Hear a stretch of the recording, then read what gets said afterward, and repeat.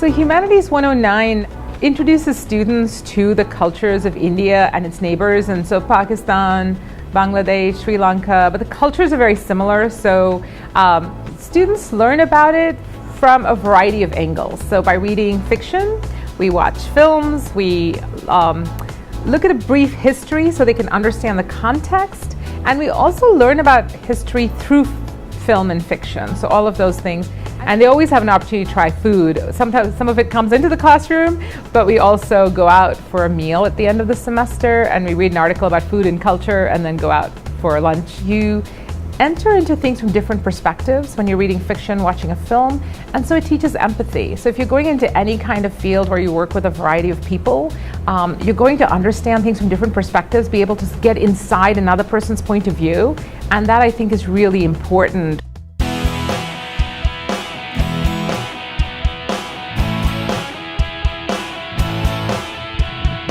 So I'm really excited about incorporating technology more on a day-to-day basis, having students working on projects around a TV as a group, presenting their work to others with the marker boards next to it, coming to the middle to collaborate with other groups. We have 6 wall-mounted whiteboards along with 6 wall-mounted monitors next to them to allow for groups and parties to work at each section or area. One of the features of the room is that all the TVs are hooked up through Apple TV wirelessly so that we can share what's on the teacher station across all 7 monitors, across 1 monitor, however many they want, but also to allow for students to come into this room and share their screens.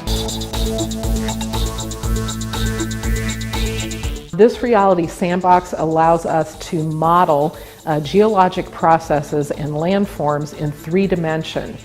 So in geology, we look at topographic maps. Those topographic maps have detail about towns and cities and roads, but they also have a second dimension, and that is contour lines. Sometimes it's difficult for the students to understand what that means when you're looking at that 2D map, but if we were to project those same lines onto this 3D visualization equipment, you can see that we have a hill in the middle, we have another hill over here, we have lower elevations, all of which have those contour lines.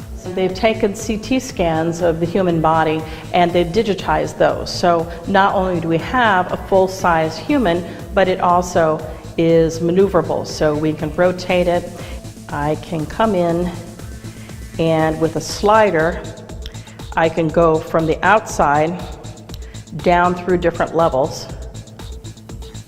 So we can take the students from the superficial down through the deep, and they can see different orientations and different relationships. On this, we can rotate the body so they can see the aortic arch, they can see the descending aorta, and then they can also see all the different arteries and veins. So I made about 6 little R2-D2s. I made a Batmobile and an Eiffel Tower. It actually helped me learn about it, because when you kind of read about something, you don't really, you're just kind of like skimming through it, but like when you actually do something and see the result of what, the bonds you're breaking and everything, that, it makes you more interested in what you're learning about. I mean, it was one of my best experiences I've ever done in a chemistry lab, so I really liked it, and it was just different from other experience, because you're doing things from what you can see, what you've learned in class, then you're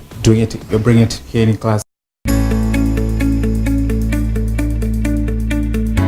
I fell in love with anthropology because anthropology looks at different societies and different cultures, and it was a great way to start in a profession where I could keep traveling and meeting people from all over the world and teaching about them. Parkland is really cool in the sense that all our classes are part of the Illinois Articulation Initiative. This basically means that we are certified so that our classes will automatically transfer anywhere in the state. There are jobs with the Department of Transportation. Cultural anthropologists, linguistic anthropologists, the Illinois State Archaeological Society. They are working in marketing firms. They're working in business firms. They're working in the IT world because they're doing a lot of this work for human resources. A good area of specialty now, specialization, is forensics. So there's a lot of jobs out there for students who want to major in anthropology. So in Sci 108, we process a crime scene, which means we record it by taking notes, photos, sketches. Students then pick up and collect the evidence, and they learn all the proper protocols all along the way. We then learn about a lot of different types of evidence: fingerprinting, trace evidence like hairs and fibers, blood typing, DNA, all sorts of evidence. And they use that knowledge to analyze the evidence they collected at the crime scene early in the semester, and then they communicate all their results after they've analyzed everything in the crime scene. And I think Parkland forensic students in particular get some really neat opportunities to use some analytical instruments that are often only available to upper-level chemistry students, for example, and they get experience in a wide variety of forensic evidence. And I think our students leave Parkland really having a good foundation for what forensic science entails. Two of the last labs that they do in this course, the Forensic Science 2 course, to the best of my knowledge, we are the only college in the nation that does them, whether it's 2-year college, 4-year college, whatever. We do an analysis of burned human remains. Now, at most other colleges, that is done with pig carcasses or deer carcasses that have been through a fire. We had in the past an arrangement with one of the crematoriums in town, and we had them set up the bodies, which are old cadavers from our anatomy lab. We had them cremate the bodies such that they would look like real bodies coming out of a house fire. The other one that we do is, again, taking one of the cadavers that would have been used for the anatomy class. We kind of borrowed that and we put some evidence on it. It has some bruises, it has some lacerations, it has some other wounds and whatnot. And so basically we have the students do the beginning portion of an autopsy on a real human body. And again, to the best of my knowledge, that is something that is not done at any other college in the nation.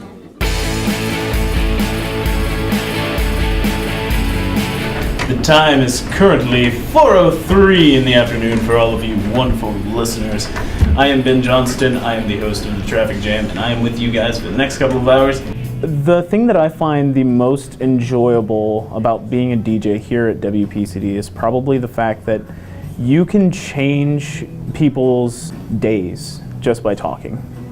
If they're having a bad day, you can sit there and actually improve it by having a good break or talking about something that interests them. And you know, it really makes me feel good, the fact that I can make other people feel good. Perimeter Road Sound Recordings is an on-campus, student-staffed record label here at Parkland College. The ultimate goal and really the primary idea was give students an opportunity to get some music business experience outside of what they might get in their coursework. Here at Perimeter Road, I'm not just the lead engineer or just the events planner.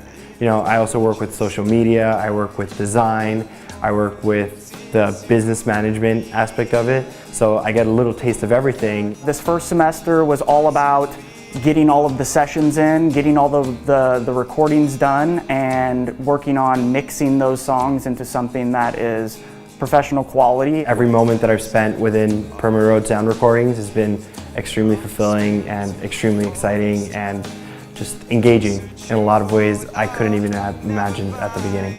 My philosophy with the program is that I prepare students one of two ways, either to get a job or to transfer to a big 4-year school. We are all about custom fabrication. That's what we do. We engineer and we build new things for every single show. And so that directly ties in with manufacturing. So a lot of our core classes in our entertainment technology program are actually taught over an engineering science wing. So a lot of the skills that you actually put into theater are universal for other jobs out in the marketplace. I think the most exciting thing about our program is the fact that we are newer, we're growing, we're fully supported. We have excellent technology that you would find in most four-year large schools. We're very fortunate that we have that here in a two-year institution. We really set our students up to know exactly what to expect going forward. And we prep our students to be employable and marketable in this workplace.